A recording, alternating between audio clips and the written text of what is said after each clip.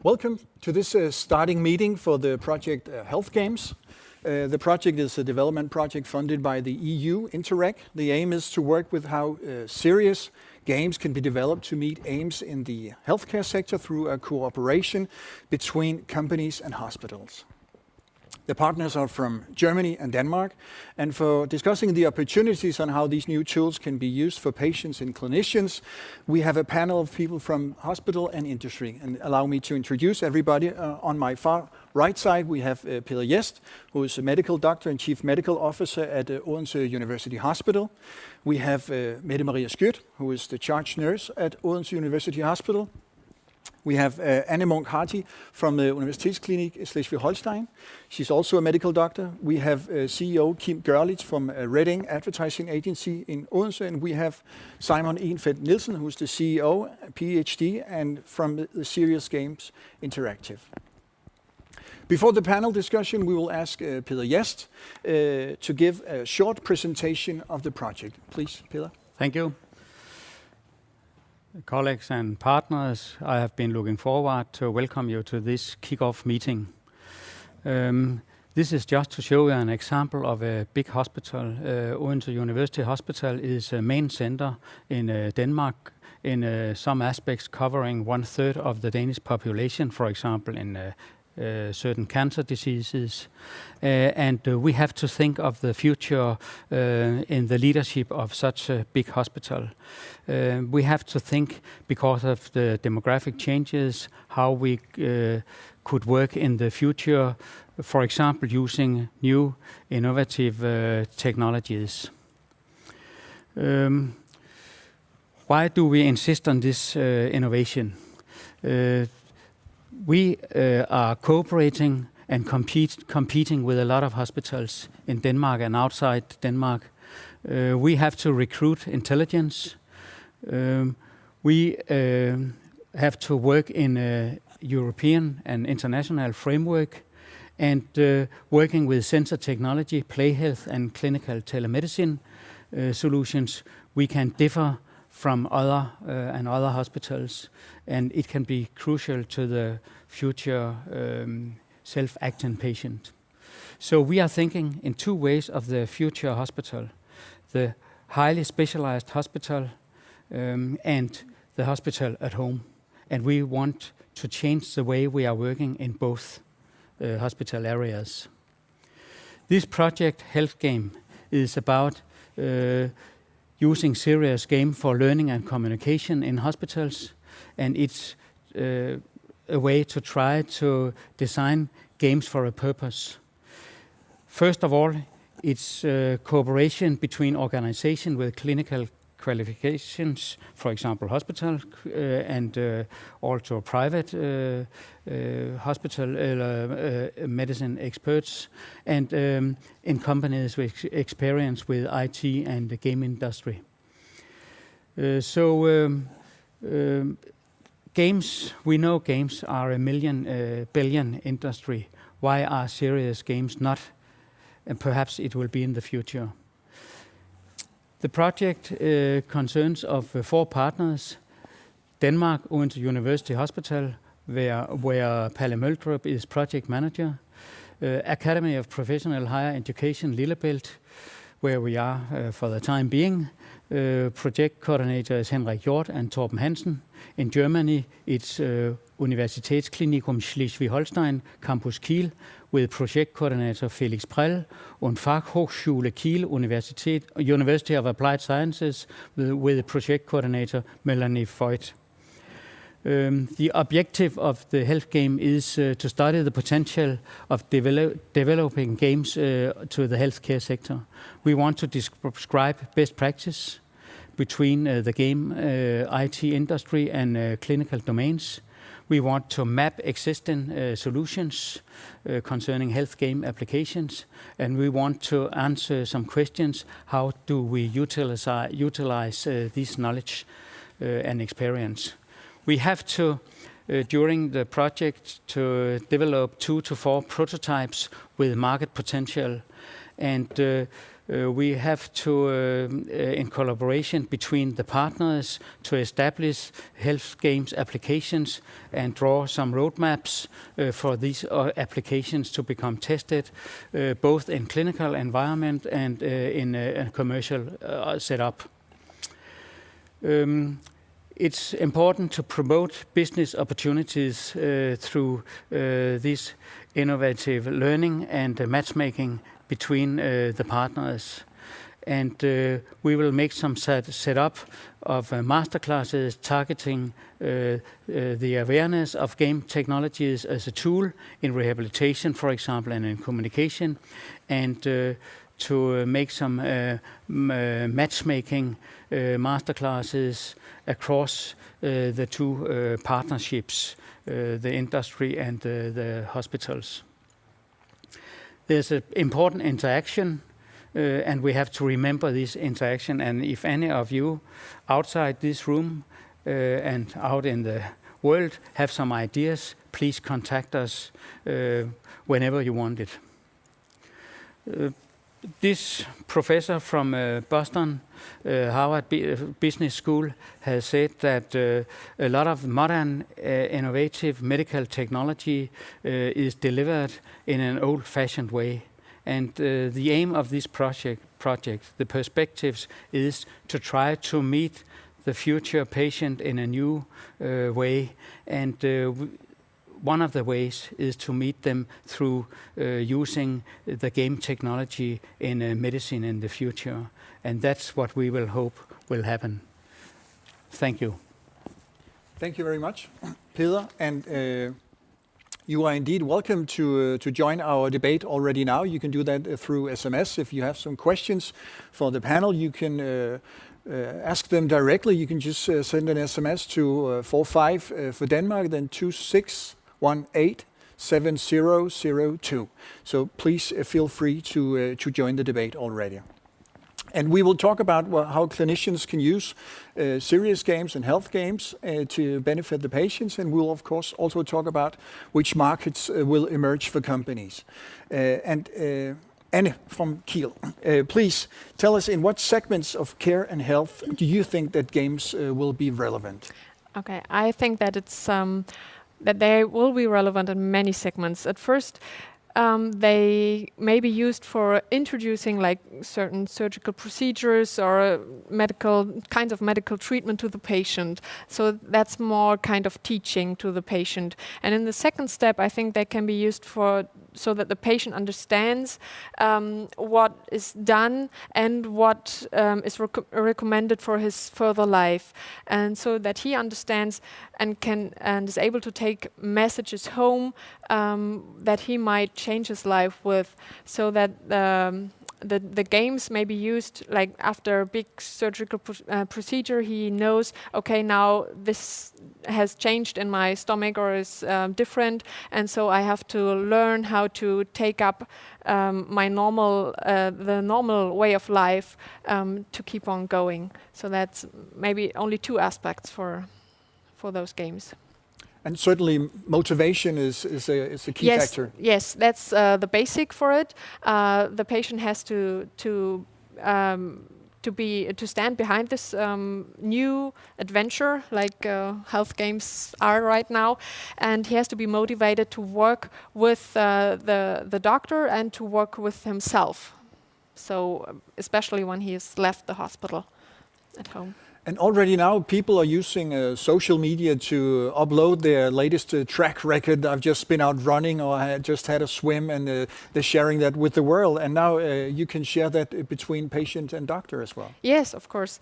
The games are supposed to be a part of normal life. So it's not like only medical treatment and I have to do this like homework and so that I can become healthy. So what we do now is like play games in the afternoon or so, and why don't play a medical game, which has a benefit for myself. And so they have to be that normal or as normal as possible to be a part of the patient's life. Yes. And the development of games is huge now. So you can talk about there's a tipping point, so to speak, where now it's almost become mainstream. When do you think that happened, and why does it happen right now? Well, I think it happens right now because gaming has become much more popular. It's everybody is gaming. So of course we are learning now that there's a huge potential in gaming, and the way to learn through gaming is obvious. A good way to work around with your own health. Also, I think that there's a very important aspect of it in this about creating social communities within patient-to-patient communication.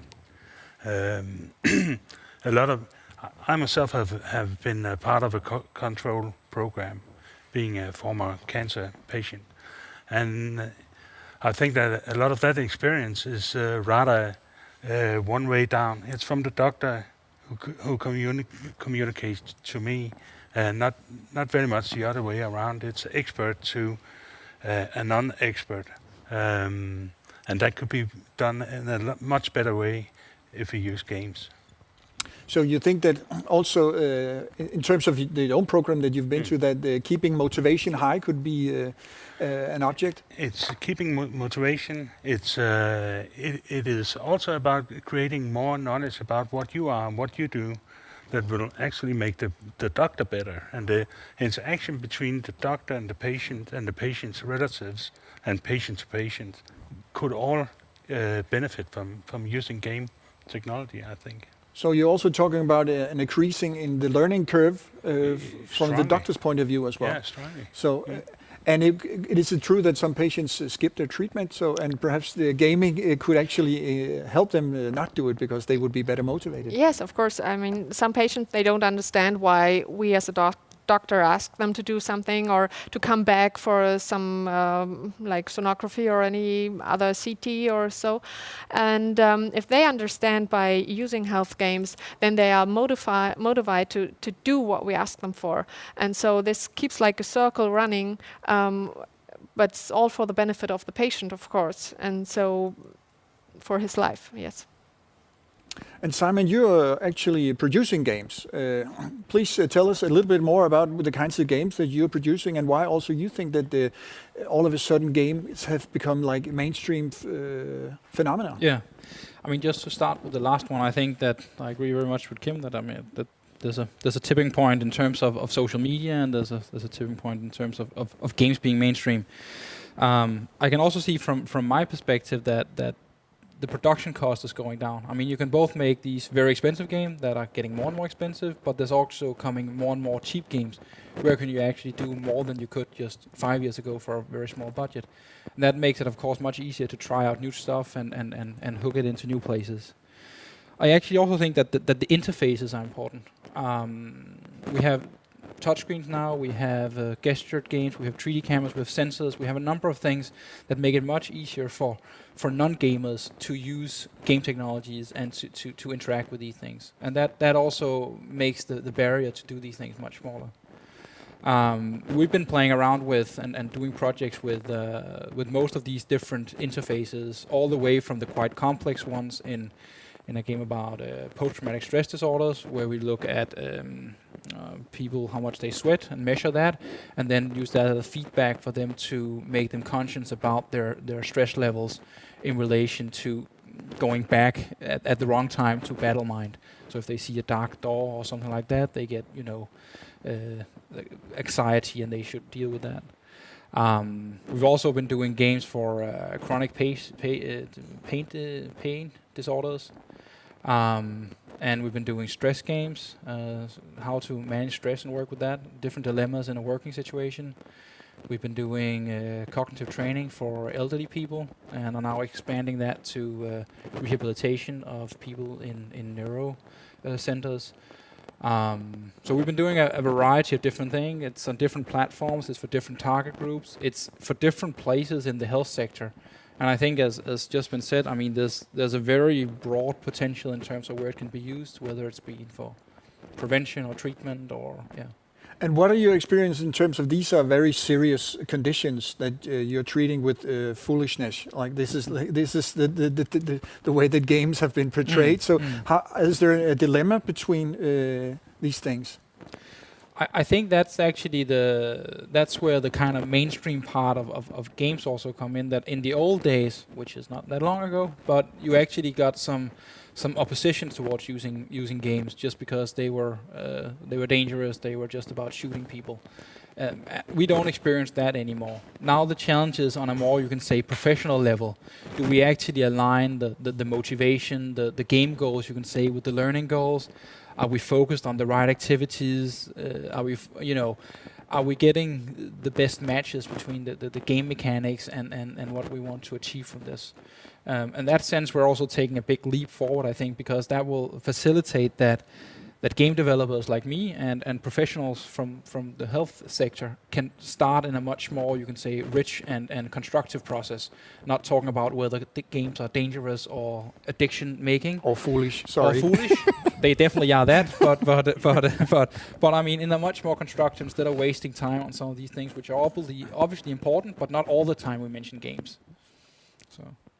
And Mette Maria, you've been actually, through this project, already been traveling around. You've been to the States, you've been to Asia. Please tell us about some of your findings. Yes, but I think the process has been for years now that we've seen games for fun, and we've seen games for education, and now it's time to see games for health. And I think both the industry and the hospital and the patients are ready to do that and to experiment more with that area. And the things that we see we can use this in the hospital is it's prevention, it's treatment, and it's training. And in combination with these areas, there's a variety of areas to work with. Exercise, it could be motivating the patients, it could be a change of behavior. I think there's a lot of areas. Could you give a few examples of these ideas? Yes, some of the projects we saw it in Korea. They have an association of serious games, and one of the games they were working with at the moment was a game for children to visualize cancer treatment for children. So that will be something about shooting with chemo, shooting cells with chemo, so the children could see how it will explode, and then the thought is that they will transfer that to real life. And that is also how we see that we can use the game. We have a huge project at the moment, Paris, where one of the results is that we need to have a variety of offers to our patients. It is, of course, necessary that we have communication face-to-face with our patients, and that is still an aim we have. And also we have the books and the handouts, but also an offer could be using games, using more technology. And this is why we think this is interesting for us to join in. And we know that the patients, this is what they do, this is how they work, this is how they have been teaching. So they also ask for this. And perhaps a game about chemotherapy makes it easier for especially children to explain it to their friends in school. What is it that I'm going through here? I think both the way of hearing it and explaining it, but also the interesting of being willing to hear it, because it's not always nice for a child to hear about the facts. So this could be another way round to inform kids. I think we have to be creative and think in new ways, and this is one of them. It can also, we just saw in the States where they were using games or part of games as a coach program for the staff to do things better. Lack of time is always the issue, and this is ways of finding new ways of being better to practice via games. So you can treat more, or what do you say? So you can treat better. Yeah. And And more. more. Good. And when you have patients, they have heavily Googled up their disease before they reach you actually, and they have tons of questions. Yes. So could games actually prepare them and you better than today? Yes. When we look like 50 years ago or so, patients came to the doctor and the doctor said, okay, we have to do this or that. And then the patient went home and, yeah, it was done the way. But now the patient comes and has questions. Maybe he has seen like 2 or 3 doctors before or 2 or 3 hospitals before. And then he decides the way of treatment he wants. That's a different way of medical treatment right now. Our job right now is to recommend treatments, like to offer him different ways and to tell him what are the pros and cons for each treatment. And so by teaching or explaining everything, like health games can help us with that and give more information. But they are not only, or they are not only allowed to be like give the patient the iPad or something and now read it or play it and then you know everything. So the basic is always the contact between the doctor and the patient. That's the basic of everything. And on that we can add different stones, different steps of treatment and to come to a decision together. I think that's important that we work together with the patient and we are not allowed to stand over him or and to decide for him. So we have to decide with him. And those games are able to help the patient to find the right decision or the best decision for himself. It's not, you have patients both 50 years old or 70 years old and you treat them in different ways for different reasons, but the patient has to be capable of understanding your decision or the decision and to stand behind it. That's important. So you could actually have patients meeting up with the first meeting with you and they already played the game. So they are already dressed up for this conversation. They know what it's going to be about and they will have even better questions for you Yes, of perhaps. course. Yeah. They raise up with more questions and it's our job to explain as good as we can. So Kim, in terms, you work in advertising as well, in terms of social media and making communities, how can we benefit from a lot of people sharing their knowledge in this field, which is obviously not entertainment, but this could be very fruitful to share knowledge in this sense. How can we build communities about that? Yeah, well, you can build a community around everything that interests a group of persons. And of course, if you have a disease and especially when it's you're in a lifelong treatment, of course it's obvious that you can build a community around that. And the good thing is that you can share the knowledge from each patient. Talking about diabetes, it's important what you eat, so they can share recipes, and it's very very effective way to do that, to build a community. If we use gaming, we also have that. The good thing is that we can create a level of knowledge that is that comes from the professionals, that comes from the doctors, because pure and simple patient-to-patient communication also means that there are big misunderstandings that could be spread. Here we have a place where we can ensure that the medical view is okay. So instead of rumors, it's actual knowledge that we can use. Yeah.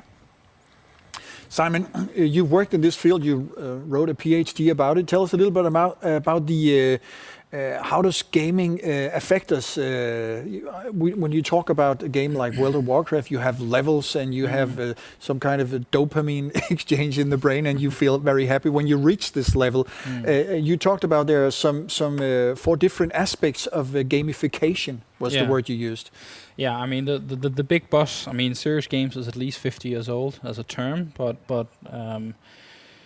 it kicked off in 2002 and had a lot of attention. And now 1 or 2 years ago, people started talking about the new thing, gamification. And you can say in the old days, you talked very much about serious games as something you made in their own. So you kind of said, okay, we need something to train a surgeon. We make a serious game because that has some advantages. The thing with gamification is that it to a larger extent extends from the advertising industry mixed with the gaming industry. And they basically say instead of bringing the training to the game, we bring the game to the training. So gamification is much more about actually embedding game mechanics and game technology in the actual site, services, products you already have.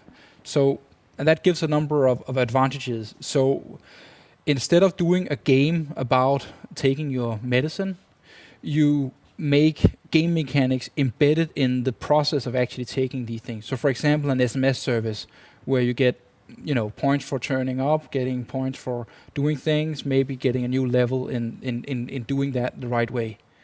So it's kind of a paradigm shift in that way. And it has a lot of advantages because it gets much easier to embed it in the actual praxis rather than being, now we did a product and then that's kind of it.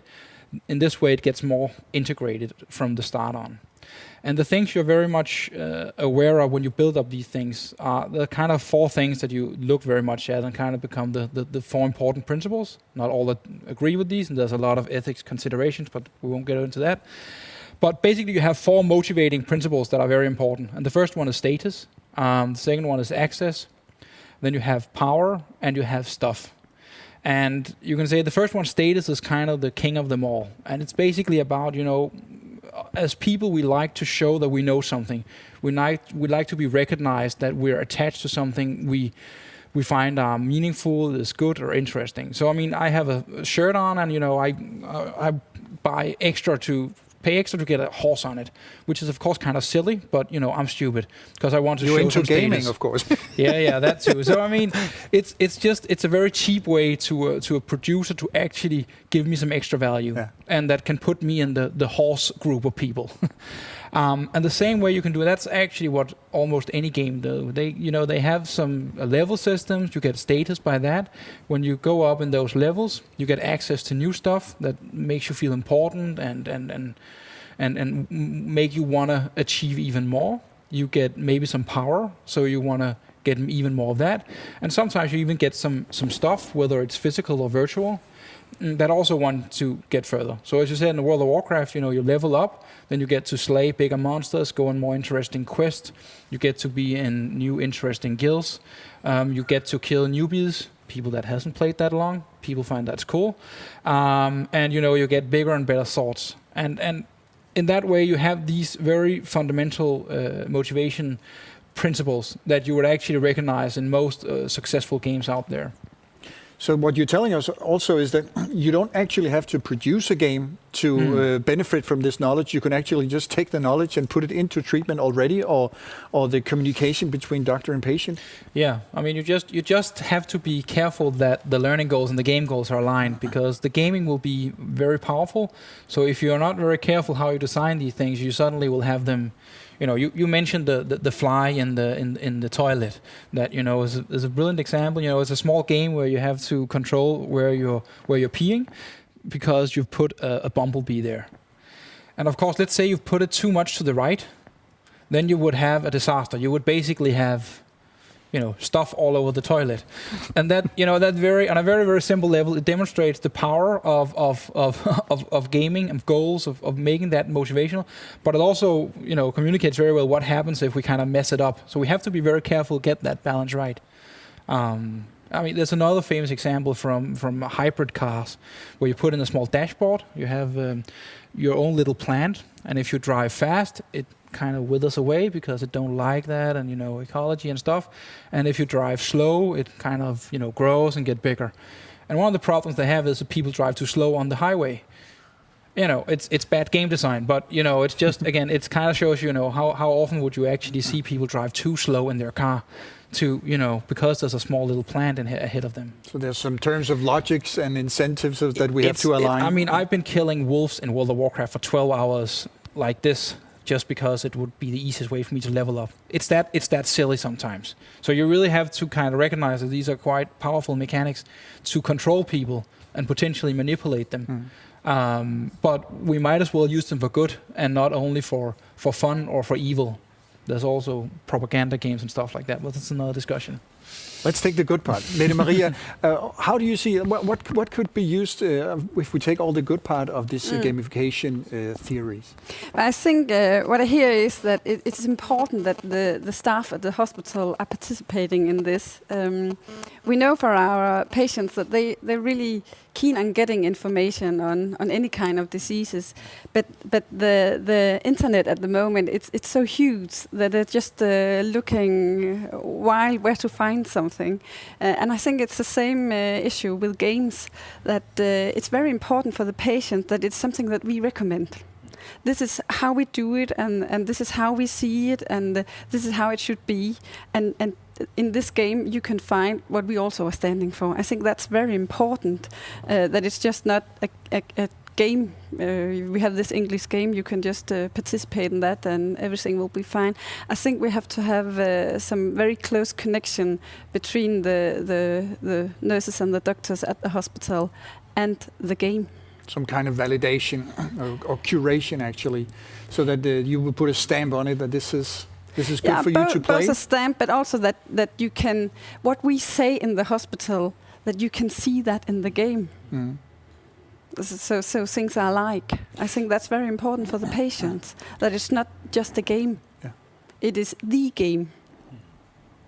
So, what is the culture right now for making these collaborations between people like Simon and Kim and yourself? Like, what is the culture right now, and how do you see? But I think we are there where both the patient and the staff are asking for better ways to do things. They think this is interesting. Both the patients and the staff are using technology more and more in their everyday life. So of course they want to use that in their work as well. So I definitely think that everybody is ready to do this, but it has to be in a very close cooperation to make it good. So, and will you be ready to be accompanied by a script writer and a play designer for a week to figure out how to improve treatment on patients? Yes, why not? Yeah, I think that's the best way how somebody can is able to get the information directly from the doctor to see how it's going, but he's not only supposed to follow the doctor but also the patient, so that he's able to realize the problems the patient has outside of the hospital to live or to make those recommendations that the doctor has given him to really live them.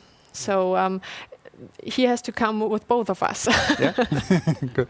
And Peter, you had a remark? Yes, but we have a challenge because in the medical world we need to have a lot of evidence of what we are doing. And that's one of the problems.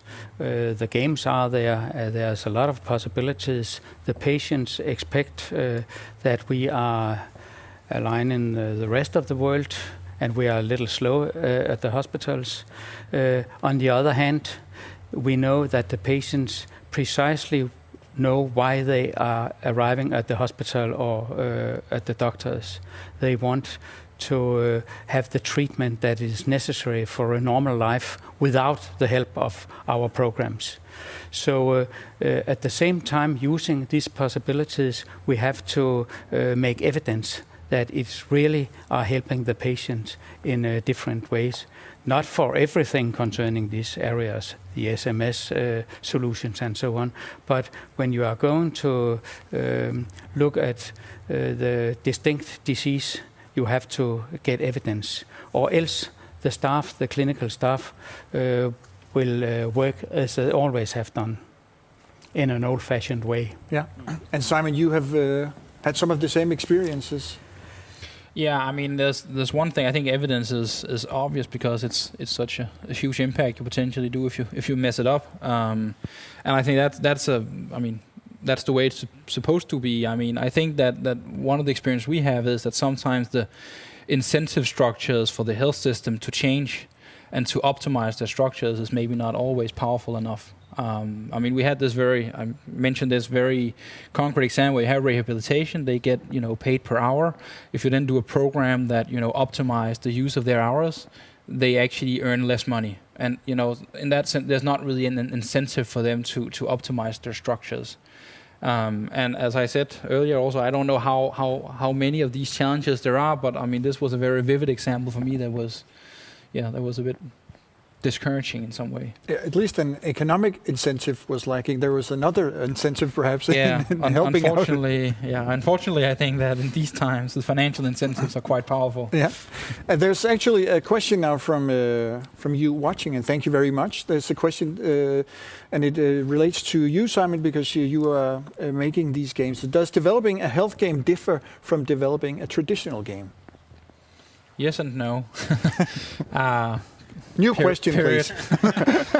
I mean, in a lot of ways, the technology is the same. The graphics are the same. You have some special challenges in relation to what's the hardware, what's the stability, how thoroughly it has to be tested, and that kind of stuff related to technical. But it's not really, I mean, at the core, that's really pretty much the same. The key competence you can say we have as a developer in this space is really that we talk to the experts, and we are quite good at trying to make that interpretation between and that creative process between, what will work in that context and how will that translate into a game, and then trying to find ways to make that work within, you can say, budget and technology constraint and these things. So it's in a lot of ways, it's not really that different, but you have a very important element in the core that's really about translation, which is very different, I think. And then in reality, we also have, I mean, it's different things that are important for a health game than in for example, a AAA game. I mean, when we do games, we have lower hardware expectation than most commercial games would think was acceptable, because the graphics are usually not that important for us. And in some, it's very important because you have special visualization games. And then it's all over. I mean, it's even higher than the AAA games. So there are some differences, but I mean, the base level is really very much around the same. So could you imagine that it could actually be a problem with the professional gamers, so to speak, people who play games every day, that they experience the lesser graphic design in games, and they think this is not as good as as the traditional games? Could that serve a problem? No. Good answer. No. I mean, the thing is that, actually people play a lot of small games. I mean, we all know the games that are in the stores, and they sell quite well.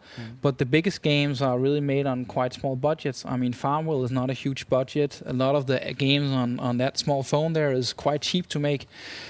So it's not like there's necessarily an opposition between those things. It's very much a question about framing and about, thinking a bit creatively. And that's also something we have to struggle with sometimes. But games can be fun in a very, very simple way. You just shouldn't try to make a World of Warcraft on a shoestring budget. I mean, that's just plain silly.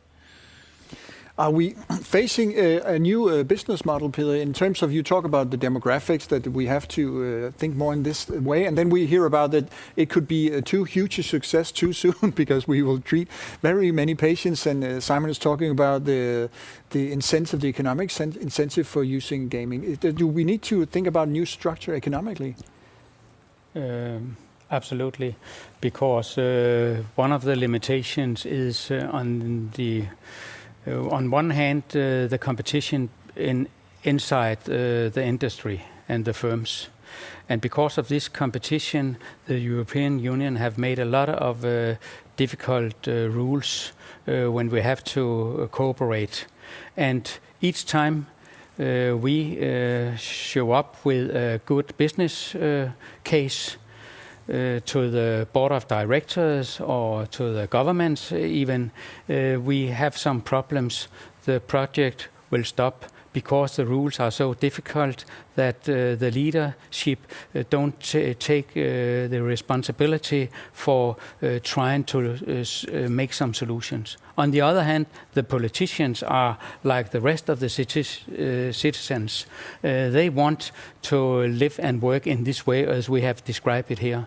So in a way, I hope a little that the politicians will come and help us to give us some solution in the way we are working together. We have to have a challenge in the leadership of the hospitals and in the board of directors, and we have to dare to do something about this. So a lot of our projects is flowering, and then we try to get them through. We have tried this in, for example, a lot of years with telemedicine solutions, and still there only are 1 or 2 or 3 shots in Denmark concerning telemedicine solutions. They are traveling from abroad to see our good telemedicine solutions, but it's not daily business at the hospitals, only at our hospitals, of course, and that's good. But we need to think in another way, not only in the inventors and the game industry and our good colleagues in the clinical staff. We have to help them because we are helping the next patient. We are, in fact, sleeping a little in the leadership. So Kim, you work in advertising. You should help them out. What are the good stories to tell? But there are a lot of good stories here, and quite obvious. There's good stories just within the business model. We just have to look at it in a little other way that we do now. There's a lot of money in making the patients better patients. There's a lot of money making the doctor's information the patient's information. There's a lot of money in making people going home from the hospital earlier. There's a lot of money in getting people healthy and living a better life. But we can't take that money and use for developing games, and that is wrong. That is where we have to have the political system to think about the broader goals and make us able to capitalize those goals. And that's why it's important with such a project to show the value of thinking in that way you are describing. There's another question from SMS, and thank you very much. It's to you, Anne. It's do you think most medical doctors will accept health games? Yes, I think they will. As I said before, it's an support in the communication with the patient, and it's a help for us. But it's not supposed to reduce the communication with our patient. So it will help us, especially on the way that the patient understands what we want from him, and that's the basic, as I said. Yes, but I think that they might help us a lot for the treatment, and especially for this learning process that the patient has to go through. The patient has to be taken by his hand and led through all different steps of his disease. And we, as doctors and the hospital, we can only take him through the first steps, like for surgery or some other medical treatment. And afterwards, he's standing alone at his home and has to go on somehow. And of course he can go to his doctor outside, but that's like 5 or 10 minutes of a talk, and then he sits alone and again in his apartment and thinks, why did it happen, and why did it happen only to me, and I'm here all alone. And so when he is understanding and capable of understanding and working with this information at home, then I think it's a big support for the patient and for us. For you as well. How about the rest of the staff, Mette Maria? Yes, but I definitely think that the staff are ready, both doctors and nurses. But I also think that if they are not ready, it is our challenge to make them ready, because as Peter said earlier, the demographic is changing, and we are getting more older people, we are getting more chronic diseases. It is important that the healthcare system is looking of new ways to treat and to train the patients. And as you mentioned earlier, the new hospital will be in the patient's own home. So we must, the staff must be ready to find ways of treating patients at home, and games could be one of the ways. And I think the staff is ready to do that. And the staff also now know that something must be done, because we see these patients in the hospital at the moment, and it's increasing. So I think if I fully agree with you, yes, a lot of doctors, a lot of nurses and therapists and so on are ready to work in this way, but it's much about working with the soft things around the patient. How we behave, how we communicate, how we navigate with the patient through the pathways and so on. But if you go to the doctors and nurses and so on, working with the hard stuff, diagnostic procedures and so on, they demand evidence of what we are doing. Very often in either qualified research areas or in randomized trials. And it takes time, and it costs a lot of money. But on the other hand, that's the way to convince them. Now you can't go against us anymore. So we need to have some projects with in randomized trials to wipe in the face of these persons.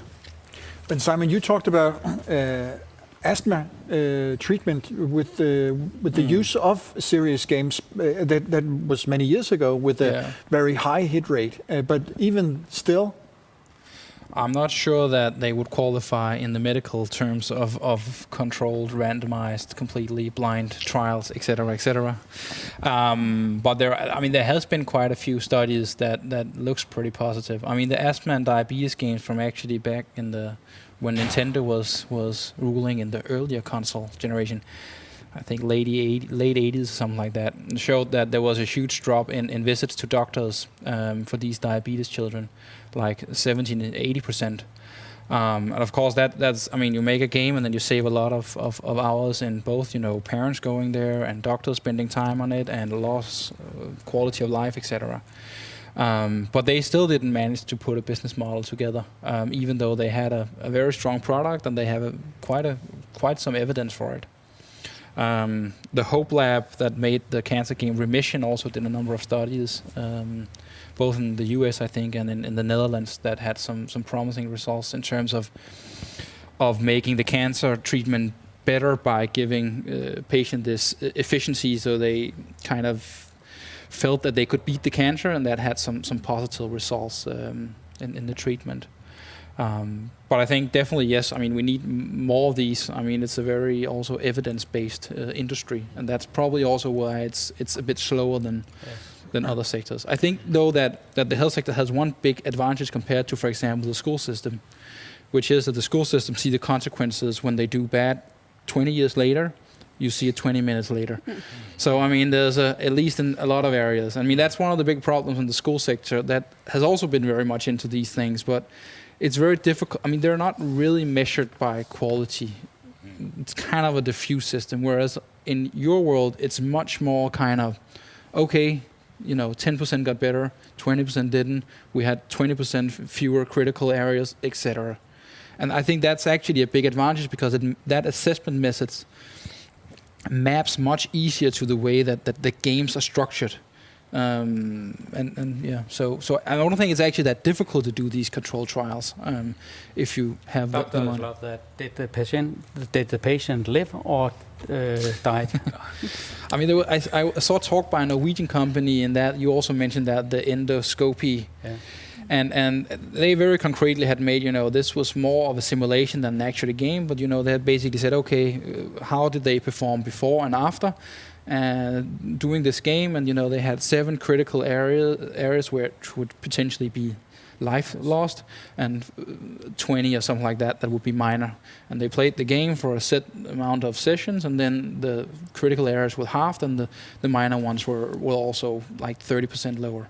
and stuff like that. That's really easy to understand, and it's really not easy, but it's you can see very obviously that it will save money. I mean that people don't end up with complications and end up dying. But the doctors want evidence, the patients want evidence. I'm sure that you want it as well because it will thrive your business. So how can you speed up that process? Is that at all possible when we talk games that are culturally connected to children, and now all of a sudden we're talking about it in a serious sense? Does that cause a dilemma that we're talking about evidence in terms of serious games, or could we actually make a leapfrog? Yeah. Well, I think that one thing we have to do is to take the low-hanging fruits, and some of them would be where we talk about behavior being an important part of the treatment, because behavior we can control, or we can try to make people manipulate them to do whatever it's good for them. So that would be one way to go, and then perhaps you had to find out 2 or 3 or 4 projects, and then obviously so one the of them staff will be accustomed to use the game technology. On the other hand, the industry are not very patient. They want to earn their money. We have to. At least this year. But I think that So you have to put money in the projects too. And But I Anna? think that not all the doctors are maybe against health games, or the nurses, and so especially if we look at the development that we have right now at our hospitals, that more techniques are getting into our hospitals, robotic surgery and so on, which is recommended by the doctors, and the patients ask for this. And I think this is a trigger as well, like patients asking for it. So the doctor saying, okay, we have to read about it, we have to inform us about it, so we get it into our hospital as well because the patients want it. That's one factor, and we want it ourselves as well because we see the benefit. And so I don't think that it has to be introduced like step by step, not all at once. And so that, but I think then that the doctors and the nurses are not against health games, but so that they And the funny story is that, for example, the operation robot, Da Vinci robot, there's no evidence of using the Da Vinci robot, but there are 200 of them in Europe and 400 in the States. So the doctors love to work with that instrument, and now the patients expect to be operated during Da Vinci robot. So it's a generation working, I think, using the new technology. But I also agree that it's important that we make evidence ourselves, and we already do that in some areas, but we can of course be better. But also we must be better to find the evidence that is already there, because in some countries there are evidence not specific on health games, but in this way of delivering knowledge. And I think what we must be good at is to find this evidence and to bring it in to this area, and to see some of it will fit in and some of it won't. And where we must make evidence is where the lack is. Simon? Yeah, I was just gonna say. I mean, this also, if you broaden out the areas just slightly. I mean, there's the visualization, virtual reality, simulation community that has overlaps with this and has a number of studies already. And if you kind of broaden it out just a little bit, then you actually get a lot of stuff for free. And the second thing is that the minute we digitalize things, it makes it possible to track anything. Because, when you digitalize something, it's zeros and ones.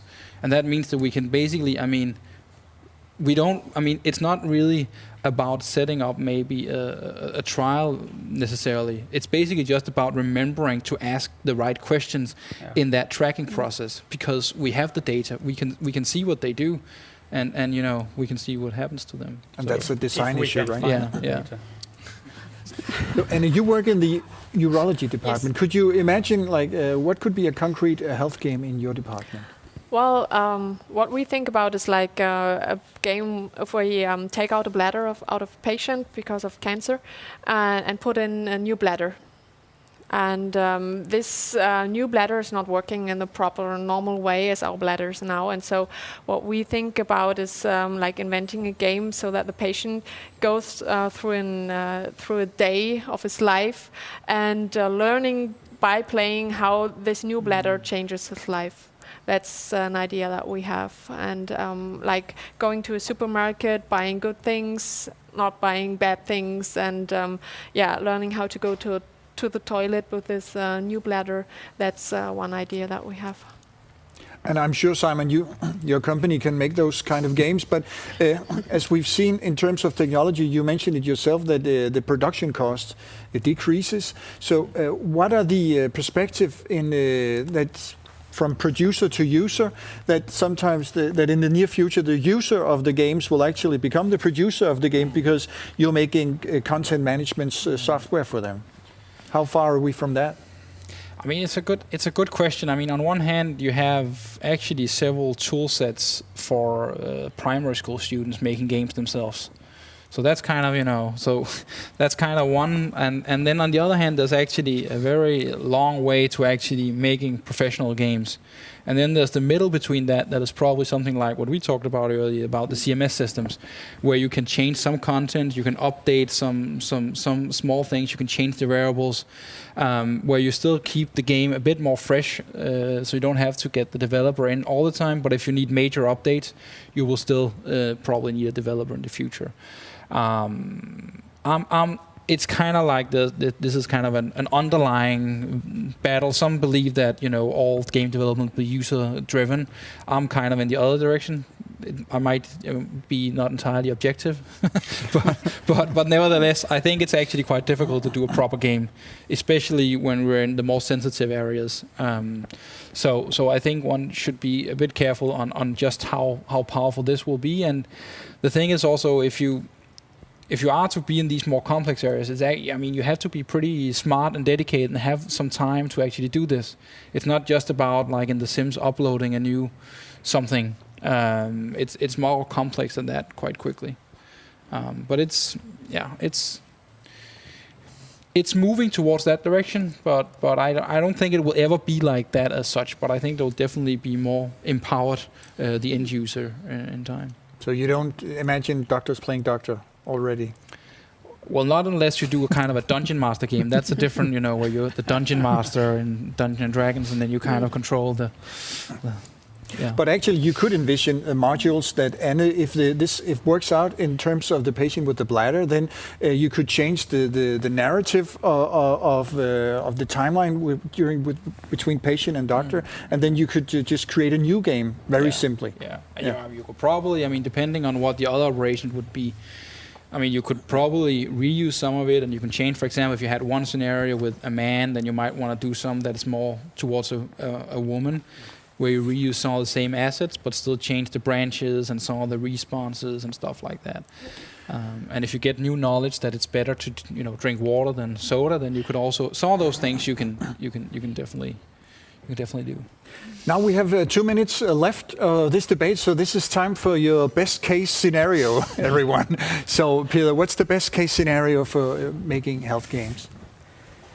That this project will bring us much more together in an international framework, and that we can see the challenges and the difficulties in both sides, both the industry and the hospital, and that we could reach some of the targets, at least some of the targets in the project. Thank you. Mette Maria? Mm. Yes, but I also think that it could be really, really good to have a concrete game, and it doesn't have to be a very big, complex one, but get a success with one game in the way of reaching a better healthcare system. I think that could be really good. Yeah. Anne? Well, I agree with that, but I want to support the patients at first and to ensure their treatment that they have received from us, and I hope that the health games will get them there and hold them at a steady state. So that's my goal. And Kim? Well, yeah. So help creating a game like that. A prototype, first thing, that could be really exciting. Yeah. Simon, what's your... So I'm You already in last, it. right? I mean, Jesus.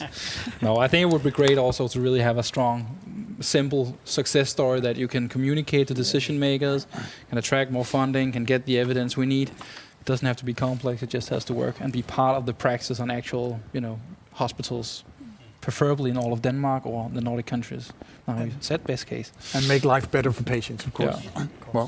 Well, thank you all very much for participating today, and thank you all for watching. This was the starting meeting. We have 2 seminars coming up soon. We have one on the 23rd of November with 4 talks on how to adapt gaming to healthcare. It's right in this setting here from 3 to 6:30. And we have one again on December 8, talks on how game technologies can be integrated and be cost effective in healthcare. Thank you all for watching, and thank you all for participating today.